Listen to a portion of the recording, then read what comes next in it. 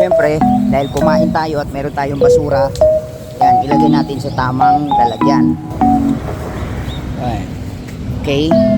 Nang sa ganon, kahit pa paano makatulong tayo sa kalikasan at makatulong tayong hindi bumabaha ang lugar dahil sa tamang pagtapon ng basura. Okay?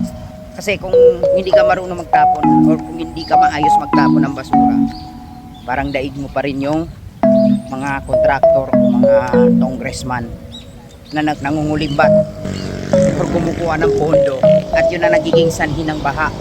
So ikaw, kung hindi ka maayos magtapon ng basura, baka magiging sanhi ng baha. So parang wala rin pinagkaiba. So hindi man tayo nangungulimbat, at least kahit papano responsable tayo sa pagtatapon ng basura. So